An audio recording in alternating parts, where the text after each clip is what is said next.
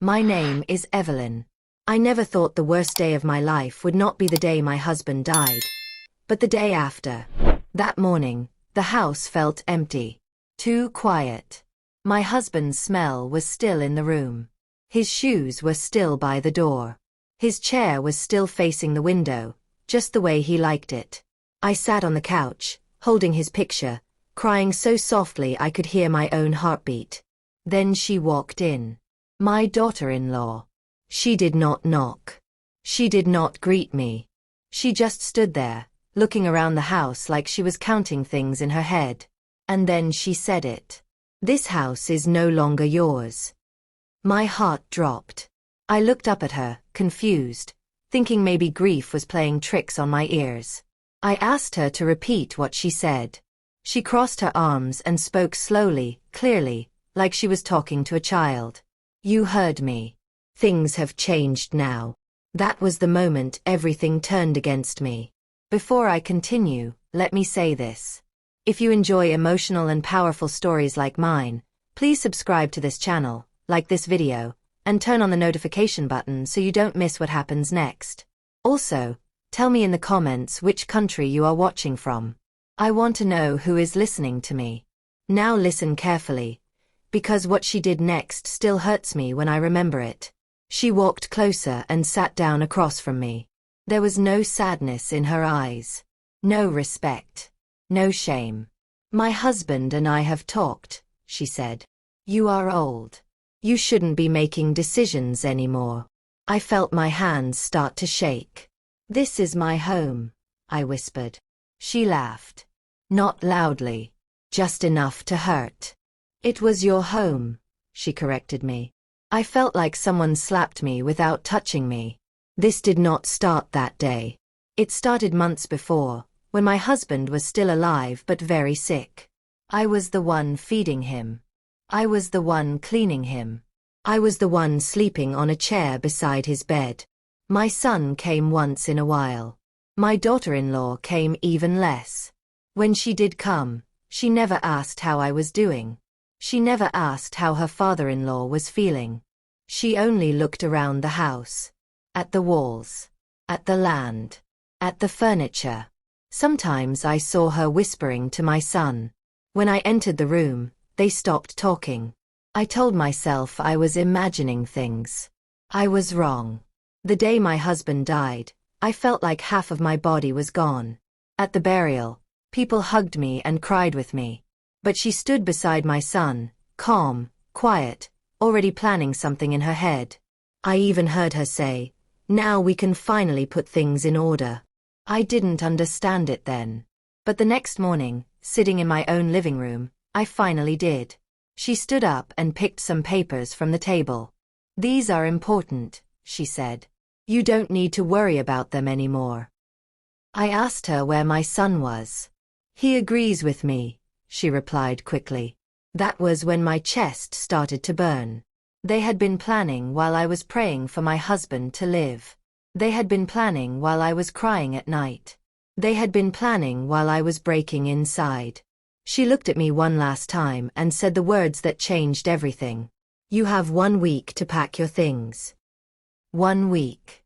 After 40 years in that house. After burying my husband. She turned and walked away like she had already won. I sat there in silence, staring at my husband's picture. And that was when something inside me changed. I stopped crying. Because what she didn't know, what neither of them knew, was that I had been quiet for a reason. And I had other plans for her. And those plans were about to begin. I did not sleep that night. I lay on my bed, staring at the ceiling, listening to the sound of the clock ticking like it was counting down my life. Every tick felt like a warning. 1 week. That was what she gave me. 1 week to pack my memories. 1 week to disappear from the house I called home for over 40 years. My husband's pillow was still beside me. I held it close and whispered his name. I asked him what I should do. I asked him why he left me alone with people who suddenly treated me like I did not matter. By morning, my eyes were dry. I had cried all my tears the day before. When the sun came up, I got out of bed slowly.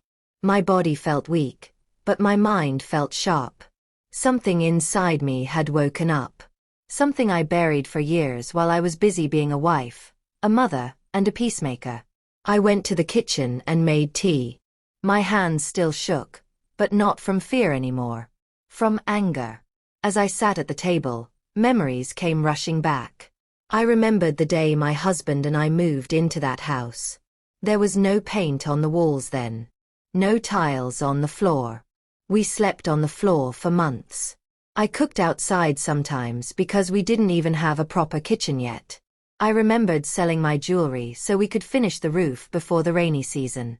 I remembered standing beside my husband when he signed papers, trusting him, never asking questions, because we were one. Or so I thought. Later that morning, my son came home. I heard his car and my heart jumped. Part of me hoped he would come in and say, "Mom, I'm sorry. She was wrong." But he did not say that. He walked in quietly and avoided my eyes. He sat down and picked up his phone like he didn't know how to talk to me anymore. I asked him, "Is it true?" He sighed like I was bothering him. "Mom, please don't make this hard," he said. Those words hurt more than a slap. "Make what hard?" I asked. "Losing my home?" He rubbed his face. "You can't live alone forever. We will find you a place." "A place?" I repeated. "Like I'm some old chair you want to move out of the way?" He did not answer. That silence told me everything. I realized something very painful in that moment. My son was no longer my son. He was her husband first. I nodded slowly and said, "Okay." He looked surprised. "You understand?" "Yes," I said calmly. "I understand." But inside my heart, I was saying something else. "Watch carefully." After he left the room, I went to my bedroom and locked the door. I opened my old wooden box, the one I kept hidden under my clothes. Inside were documents I had not looked at in years. Papers my husband told me never to worry about. Papers I trusted him with. As I held them, my hands stopped shaking. That afternoon, my daughter-in-law came back. She walked around the house again, talking on her phone, pointing at walls, measuring rooms with her eyes.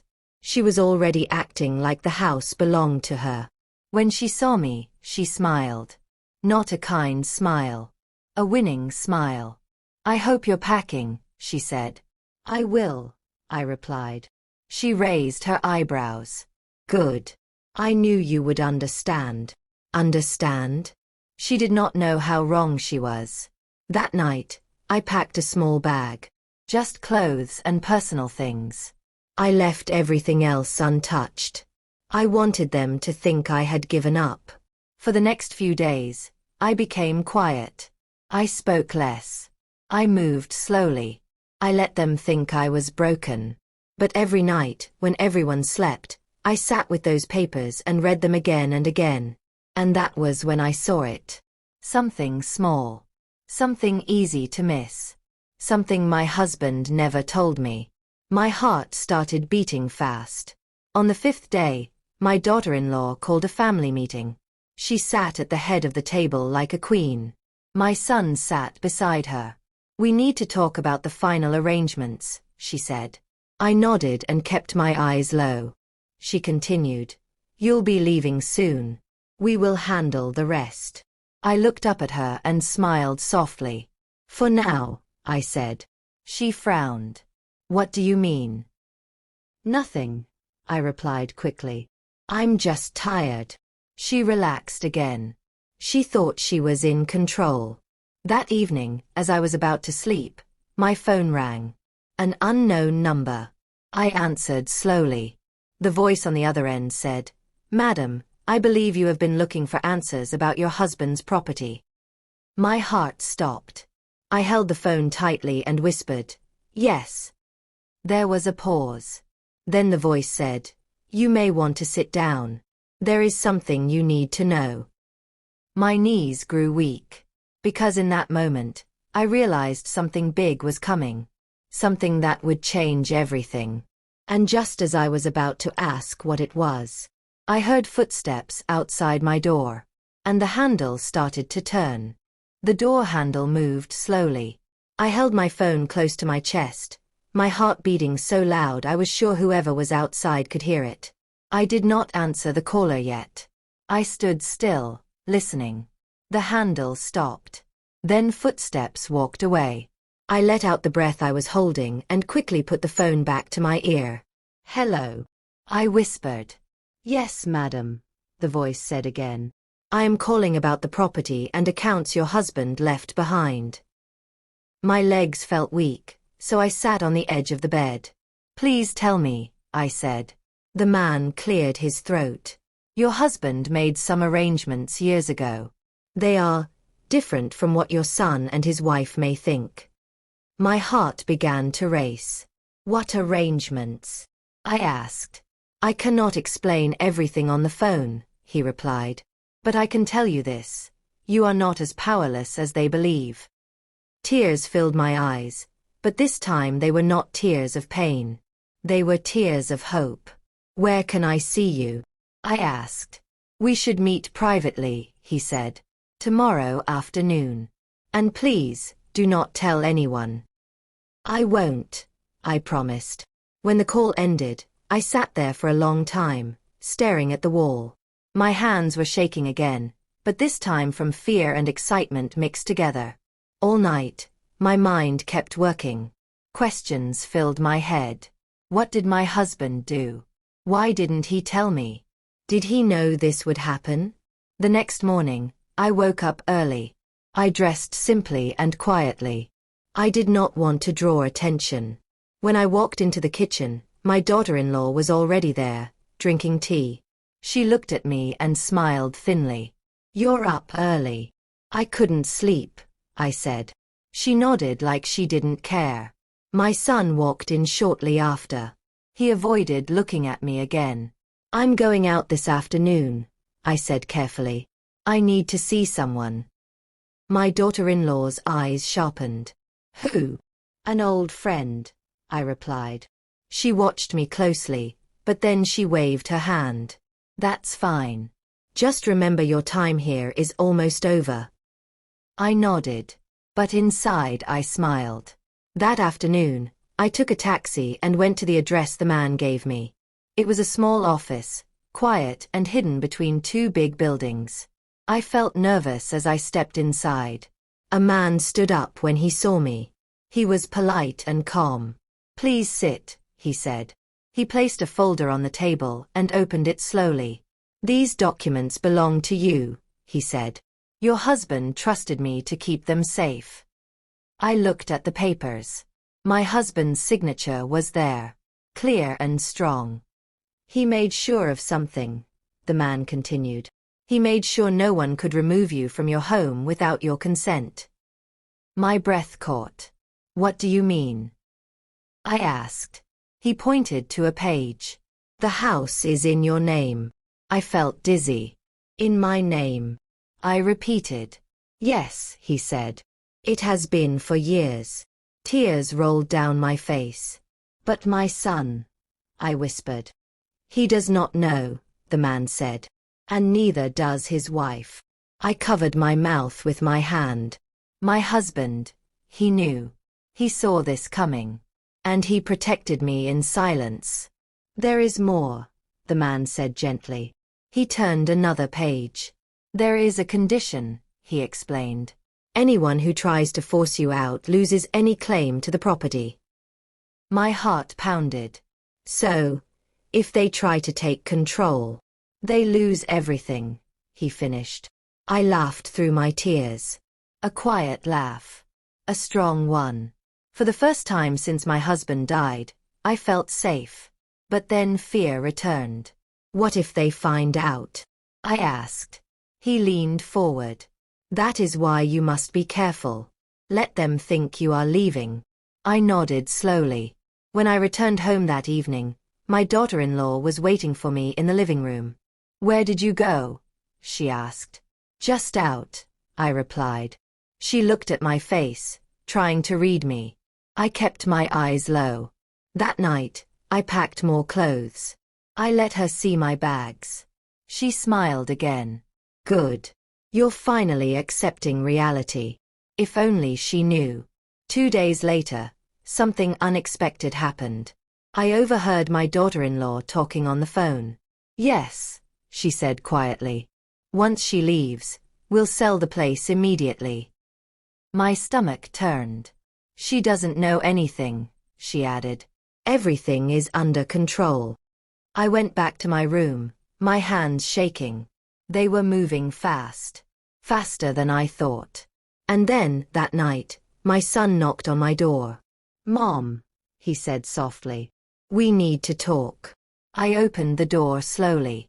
His face looked troubled. There's something I need to tell you, he said. And before I could ask what it was, he stepped inside and closed the door behind him. When my son closed the door behind him, the room felt smaller. He stood there for a moment, rubbing his hands together, not knowing where to start. I watched his face closely. He looked tired, confused, not proud, not strong. That alone told me something was wrong. Mom, he finally said, his voice low. Are you really leaving? I sat down slowly on the bed. You already decided that for me, didn't you? He winced at my words and sat on the chair across from me. It's not like that, he said quickly. You're not thinking clearly. You're grieving. I almost laughed. I buried my husband, I said softly. That doesn't mean I lost my mind. He sighed and looked away. She thinks this is best. There it was again. She thinks. I asked him, what do you think? He did not answer right away. His silence stretched between us like a wall. Then he said something that shocked me. She wants us to sell the house. My chest tightened. She says we can start fresh somewhere else, he continued. She already talked to someone about it. I closed my eyes for a second. I remembered the phone call I overheard. She had been planning this fast. Too fast. And you agreed? I asked. He hesitated. I didn't stop her. That hurt more than if he had said yes. So you came here to tell me this? I asked. After telling me to leave? He shook his head quickly. No. I came because something doesn't feel right. I opened my eyes and looked straight at him. What do you mean? He lowered his voice. She's rushing everything. Papers. Calls. Meetings. She keeps saying the house is already ours. I nodded slowly. And is it? I asked. He frowned. What? Is the house yours? I repeated. He looked confused.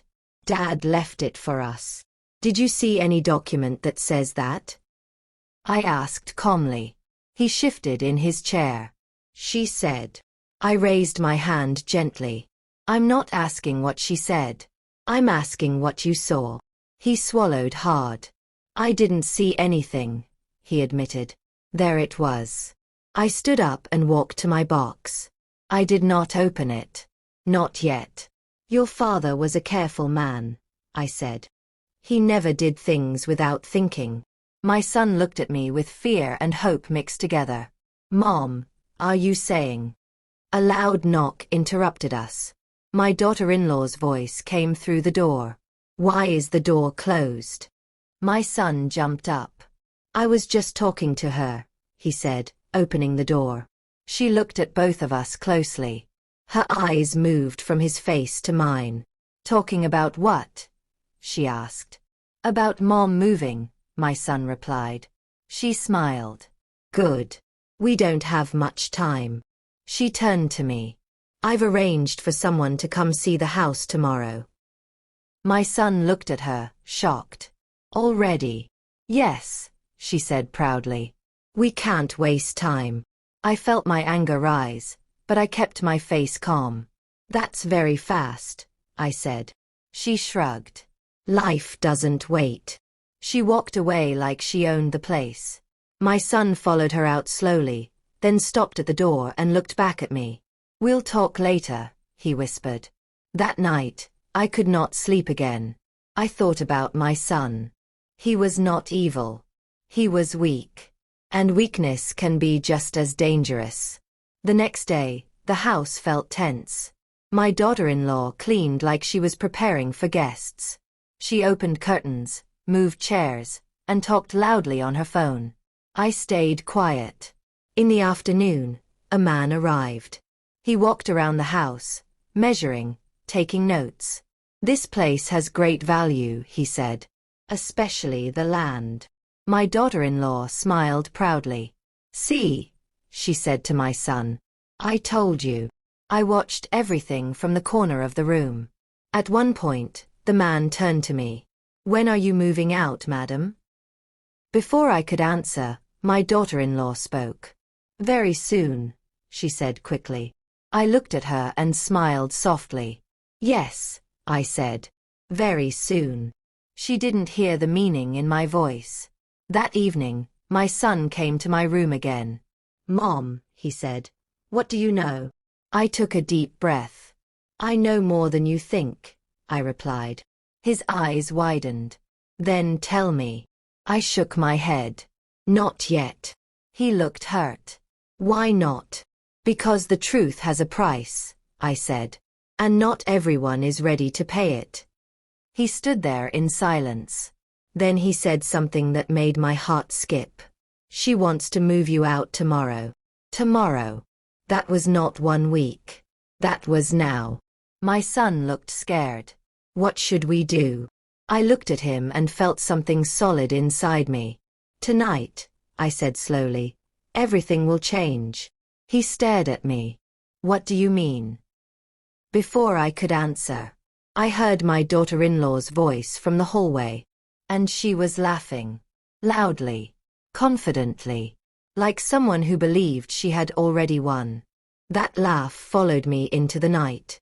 It echoed in my head even after the lights were off and the house went quiet. It was not the laugh of happiness. It was the laugh of someone who believed they had power. Someone who believed an old woman had no voice, no strength, no future. She was wrong. I sat on my bed long after everyone else went to sleep. The house creaked the way it always did at night, like it was breathing. I held my husband's picture again and spoke to it in a whisper. "You knew," I said softly. "You saw this coming." I opened the wooden box and took out the papers. I read them one more time, slowly, carefully. Every word mattered. Every line felt like my husband's voice reaching out to me from the past. He protected me. Now it was my turn to protect myself. Before sunrise, I made a decision. I woke up early and dressed neatly, not like someone who was leaving, but like someone who was ready. When I walked into the kitchen, my daughter-in-law was already there, talking on her phone again. "Yes, today," she said. "Everything will be done today." She ended the call and looked at me. "You should hurry up. Movers will be here later." Movers. My chest tightened, but I kept my face calm. "I'll be ready," I said. She smiled. "Good." My son walked in a few minutes later. He looked pale. "She's serious," he whispered to me when she stepped away. "She already paid them." I placed my hand on his arm. "Let her." He stared at me. "Mom, what are you planning?" "Trust me," I said quietly. That morning passed slowly. I packed nothing new. I made breakfast like always. I swept the floor. I moved through the house like I had done for years, touching the walls gently, saying goodbye in my heart, but not in fear. By noon, a car pulled up outside. 2 men stepped out. Movers. My daughter-in-law rushed to the door with excitement shining in her eyes. "Perfect timing," she said. "You can start with her room." I stood in the hallway, watching her point toward my bedroom like it was already empty. One of the men looked at me. "Madam, are you ready?" I looked at my daughter-in-law. "Not yet," I said. Her smile dropped. "What do you mean not yet?" she snapped. "I mean," I said calmly, "no one is moving anything." Her face hardened. "You don't have a choice." My son stepped forward. Maybe we should slow down. She turned on him. This is already settled. Then she turned back to me. You are leaving today. I took a deep breath. No, I said. The word hung in the air like thunder. She laughed again. You think you can stop this? I reached into my bag and held the papers tightly, but I did not show them yet. You should call your lawyer, I said. Her laughter stopped. My lawyer is already involved, she said. Good, I replied. So is mine. Her eyes widened just a little. She tried to hide it, but I saw it. Fear. She crossed her arms. You don't have a lawyer. I smiled. You'd be surprised what people don't know. The movers looked uncomfortable. My daughter-in-law snapped at them. Wait outside. They left quickly. She stepped closer to me, her voice low and angry. You are embarrassing yourself. I looked straight at her. You embarrassed yourself the day you tried to throw a grieving widow out of her home. Her face turned red. She turned to my son. Tell her. He opened his mouth, then closed it again. He looked at me, then at her, and he said nothing. That silence was louder than any argument. She stormed out of the room and made another call. I could hear her shouting through the walls. This woman is refusing to leave. Yes, today. I don't care how old she is. I sat down slowly, my heart pounding. This was the moment. The line had been crossed. A few minutes later, my son sat beside me. She's calling someone else, he said. She's really angry. Good, I replied. He looked at me in shock. Good. Yes, I said. Because angry people make mistakes. The front door opened again. Another car arrived. This time, it was not movers. It was someone in a suit. My daughter-in-law walked in proudly, like she had won again. I brought help, she said. The man looked around the room, then at me. Madam, he said politely, there seems to be a disagreement. I stood up slowly and finally took out the papers. Yes, I said. There is. I placed them on the table.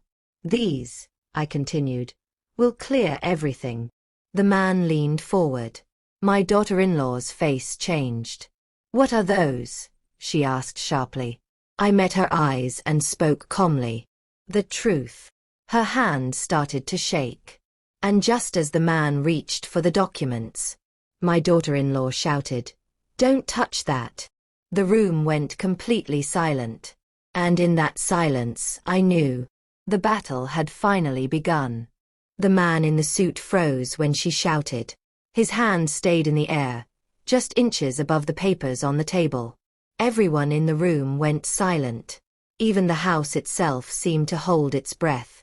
My daughter-in-law's chest was rising fast. Her eyes were wide.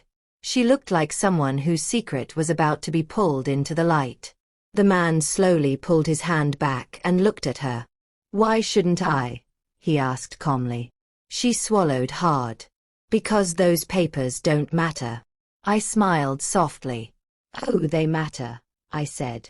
My son looked from her to me, his face pale. Mom, what is going on?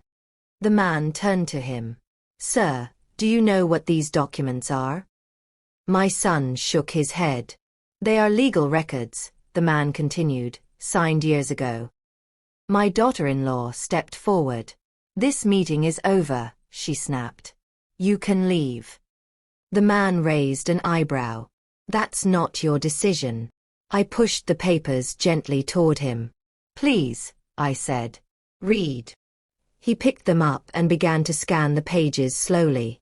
With every second that passed, my daughter-in-law's confidence melted away. The man looked up. This house is registered in her name. My son's mouth fell open. What? He whispered. In fact, the man continued, it has been that way for a long time. My daughter-in-law shook her head. That's impossible. I looked at her. Your father-in-law trusted me more than you think. The man turned another page. There is also a clause here. He paused. If anyone attempts to remove her without her consent, they lose all claims connected to the property. The room exploded. My daughter-in-law shouted, "This is a lie." She grabbed the papers and threw them on the floor. My son bent down quickly and picked them up, his hands shaking. "You knew?" he asked me quietly.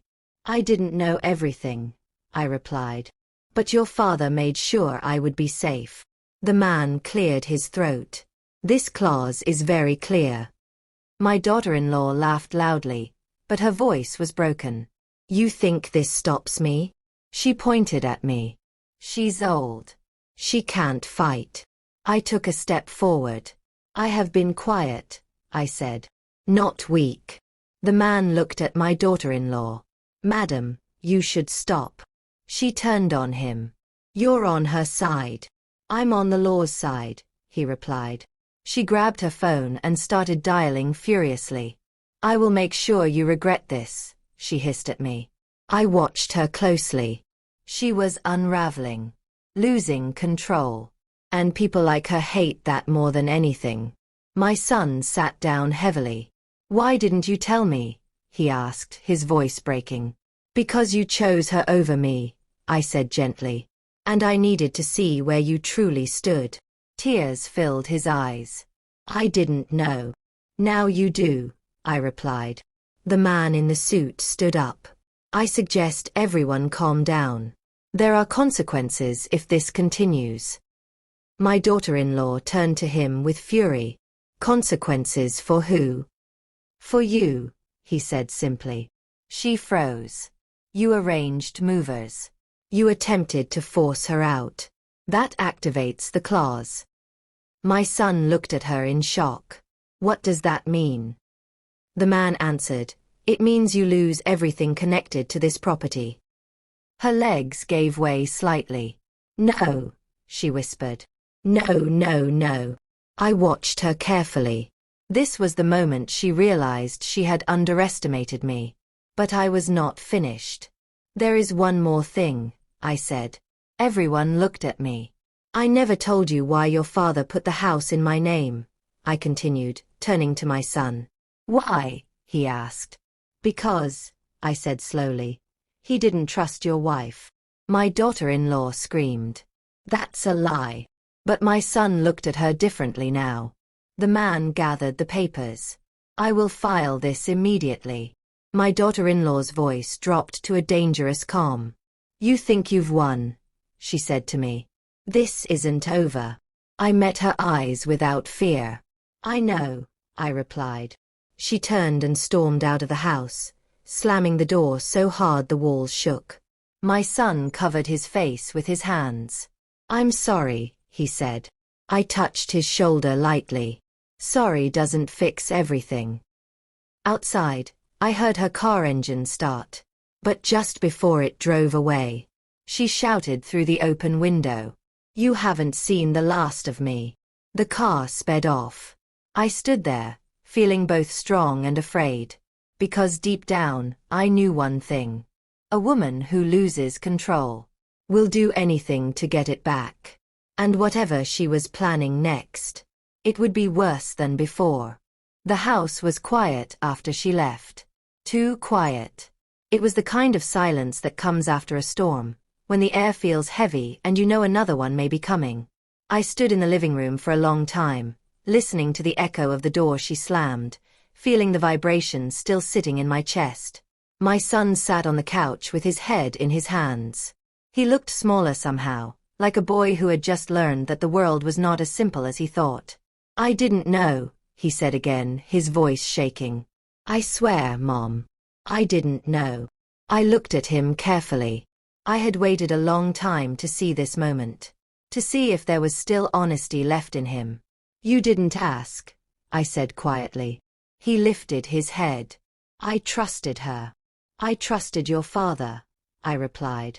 "And he trusted me enough to protect me, even from his own blood." That sentence hit him hard.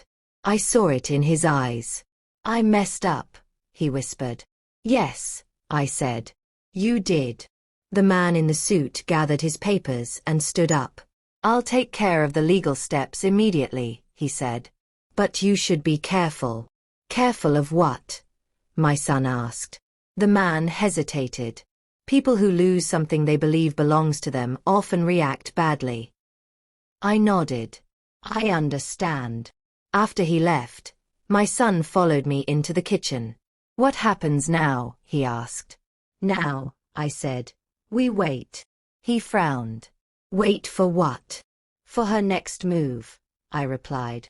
That night, I could not sleep again. Not because I was afraid, but because my mind would not rest. I replayed everything in my head: her voice, her eyes, the way her hands shook when the truth came out. She was not finished. Around midnight, my phone buzzed. A message. Unknown number. I stared at the screen for a long moment before opening it. "You think you're smart. You think you won." My heart tightened, but my face stayed calm. Another message followed. "This house will never be yours." I did not reply. A third message came almost immediately. "Watch your back." I put the phone down slowly. Fear tried to creep in, but I pushed it away. I had lived too long, endured too much, to be shaken by empty threats. Still, I locked my door that night. The next morning, my son told me she had not come home. "She packed some things," he said.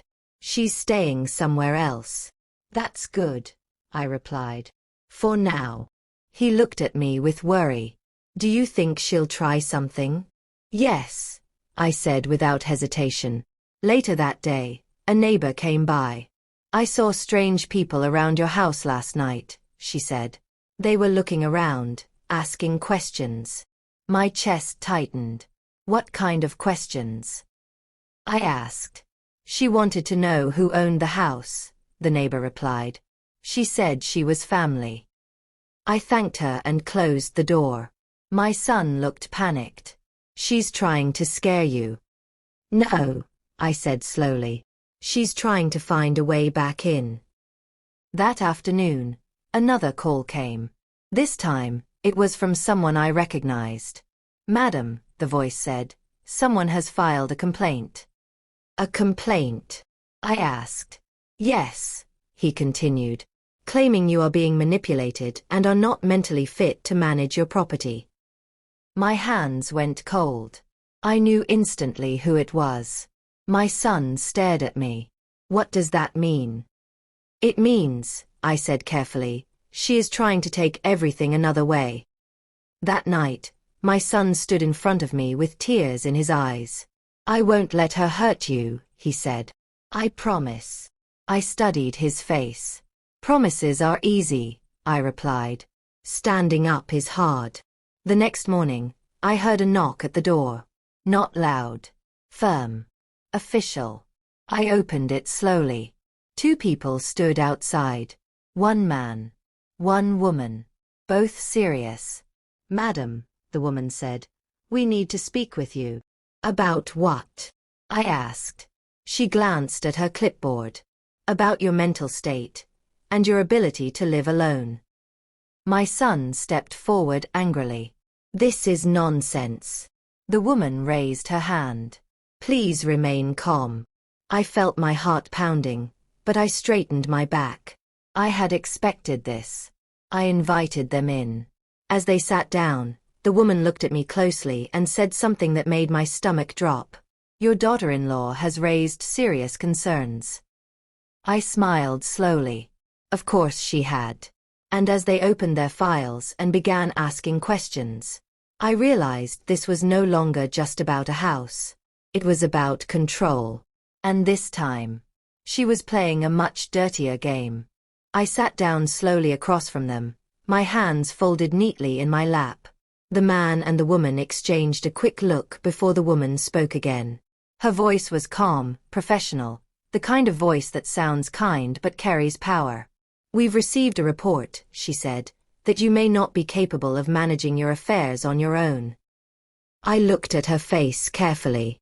"Who made this report?" I asked. She glanced down at her papers. "A close family member." My son stepped forward. This is a lie. My mother is fine. The man raised his hand gently. Sir, please let us do our job. I nodded to my son, signaling him to sit. Go on, I said. The woman leaned forward. We were told you've been confused lately. That you've been forgetting things. That you've been refusing help. I almost laughed, but I held it in. Is that so?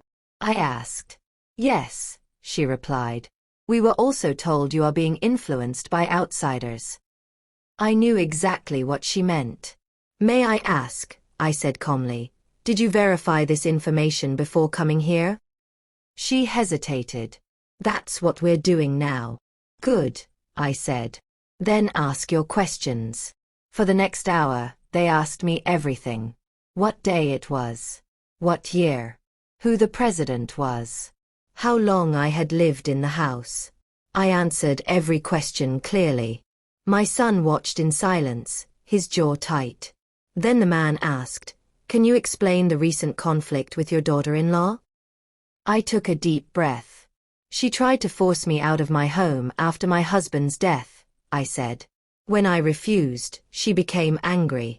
The woman wrote something down. She claims you are imagining this, she said carefully. I nodded. Of course she does. I stood up slowly and walked to my room. I returned with the documents. These belong to me, I said, placing them on the table. They explain everything. The man adjusted his glasses and began reading. The woman's eyes widened slightly. This changes things, she murmured. My son leaned forward. What does it mean? It means, the man said, that she is not confused. She is informed. The woman closed her folder. Based on what we've seen today, there is no reason to question her mental capacity. Relief washed over my son's face. But, the woman continued, we must also address the false report. What happens then? My son asked. The woman sighed. There may be consequences for the person who filed it. I nodded slowly. That is not my concern, I said. My concern is my safety. They stood up a few minutes later. We advise you to document everything, the man said, and to call us immediately if there is further harassment. When they left, my son collapsed onto the couch. She tried to destroy you, he said, his voice breaking. Yes, I replied. And she is not done. That afternoon, something else happened. I received a call from the bank.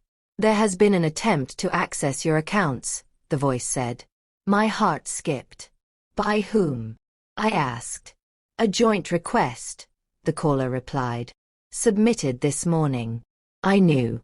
She was trying every door. My son slammed his fist on the table. This has gone too far.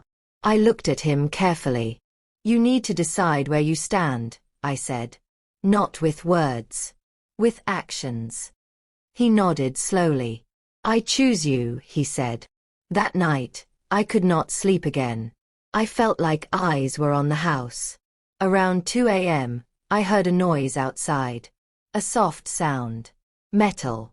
I stood up quietly and walked to the window. A shadow moved near the back door. My heart pounded. I grabbed my phone and whispered, someone is outside. My son jumped out of bed and rushed down the hallway. The shadow ran. By the time we opened the door, there was no one there. But something was on the ground. A note. I picked it up with shaking hands. Only 4 words were written on it. You should have left. I felt a cold chill run through my body. My son wrapped his arms around me. This ends now, he said. I looked at the dark yard. No, I replied softly. This is just the beginning. Because whoever was behind that note was no longer just threatening my home. They were threatening my life. I did not touch that note again after reading it. I folded it carefully and placed it inside the wooden box with the documents, like proof of something I never wanted but could not ignore. My hands were cold long after, even when the sun came up and filled the house with light. My son did not go back to sleep. Neither did I. We sat in the living room until morning, listening to every sound, the wind, a passing car, the creak of the floorboards. Every small noise felt bigger now, heavier. She's crossed a line, my son said finally, his voice low and angry. Yes, I replied. And people who cross lines don't stop on their own. By morning, the house felt different. No longer just a home, but something we had to protect. My son made calls. Many calls. To people he had ignored before. To people he should have listened to earlier. I want everything documented, he said into the phone. Every message. Every attempt. When he hung up, he looked at me. I should have believed you sooner. I studied his face. He looked older now. Not wiser, just more aware. Belief is easy, I said. Courage comes later. Around midday, another call came in. This time, it was not a threat. It was a warning. Madam, the voice said, someone tried to file an emergency motion. My heart tightened. For what? To remove you temporarily from your residence, the caller replied. My son stood up so fast the chair fell over. Who? He demanded. The answer came calmly. Your daughter-in-law. I closed my eyes. She was trying again. She claimed you are in danger, the voice continued. That you are being pressured and isolated. I let out a slow breath. And did it work? No, the voice said. Not yet. Not yet. Those two words stayed with me long after the call ended. The afternoon passed slowly. My son stayed close. Too close. Like he was afraid to blink. Then the doorbell rang. My heart jumped. We froze. Then it rang again. I nodded to my son and walked toward the door, my back straight, my steps slow. I would not hide in my own house. When I opened the door, my breath caught. She stood there. Not angry. Not shouting. Smiling. Softly. Sweetly. Like nothing had ever happened. Hello, she said. I came to check on you. I could smell her perfume. Strong. Familiar. Fake. My son stepped beside me. You need to leave. She ignored him and looked straight at me. I was worried, she said gently. People said you weren't well. I laughed once. Quietly. You sent them, I said. She sighed dramatically. I'm just trying to help. I stepped forward. Help does not come with threats. Her smile slipped for half a second, just long enough for me to see the truth underneath. Then she leaned closer and whispered, so only I could hear. You should have taken the week. My son heard my sharp breath. That's enough, he said loudly. Get out. She straightened and looked at him like he was a stranger. You're choosing her, she said. Yes, he replied without hesitation. Her eyes hardened. This house will ruin you both, she said quietly. Then she turned and walked away. That night, the house felt colder. I checked the doors twice. Then 3 times. Around midnight, my phone buzzed again. Another message. This one was different. It was a photo. A photo of the house. Taken from outside. Taken that night. My heart started racing. Then another message came. Last chance. My son grabbed the phone from my hand. She's watching, he said. Yes, I replied. And she wants us scared. He looked at me. Are you? I thought for a moment. No, I said honestly. I'm angry. And anger, when it settles deep enough, becomes something dangerous. I went to the wooden box one more time. There's something else your father left, I said slowly. My son looked up. What? I pulled out one final document. One I had not shown anyone yet. One that changed everything. Before I could explain, there was a loud sound outside. Not a knock. Not a voice. A crash. Glass shattering. My son ran toward the noise. I stood frozen, clutching the paper in my hand. Because whatever just happened was no longer a warning. It was an attack. The sound of the glass breaking felt like it tore through my chest. My son shouted my name and ran toward the back of the house. I followed as fast as my legs would allow, my heart pounding so hard I thought I might fall. When we reached the kitchen, the window was shattered. Cold air rushed inside. Broken glass covered the floor like sharp tears. But whoever did it was already gone. Outside, the yard was quiet. Too quiet. My son grabbed his phone with shaking hands and called for help. I stood there, holding the final document my husband left behind, realizing something very clear. This was never just about a house. It was about control. It was about pride. It was about someone who could not accept losing. When help arrived, statements were taken. Photos were made. The broken window was covered. The night slowly calmed down, but my heart did not. After everyone left, my son sat beside me at the table. "I won't let her hurt you," he said again. This time, his voice was firm. I looked at him and nodded. "Then listen carefully." I opened the final document and placed it between us. "This," I said, "is what your father prepared for the worst."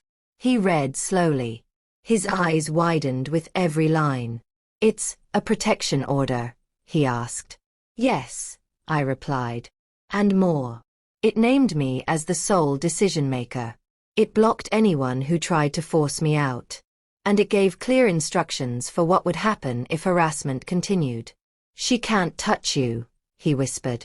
"No," I said. "Not anymore." The next morning, my daughter-in-law was served with papers. She did not call. She did not come back. She disappeared. Days passed. Then weeks. The threats stopped. The messages stopped. The fear slowly faded. One evening, I sat alone in the living room, the same chair my husband used to sit in. The house felt warm again. Safe again. My son came in and said quietly, "I was wrong." I looked at him. "What matters is what you do next." He nodded. "I choose you. Every time." I smiled, not with pride, but with peace. Because in the end, I did not win by shouting. I did not win by fighting. I won by waiting, watching, and trusting the plans made for me long before anyone tried to take my place. She thought my husband's death made me weak. She was wrong. It made me ready. If this story touched you, moved you, or reminded you of someone fighting quietly in their own life, please like this video, subscribe to the channel, and turn on notifications so you don't miss more powerful stories like this.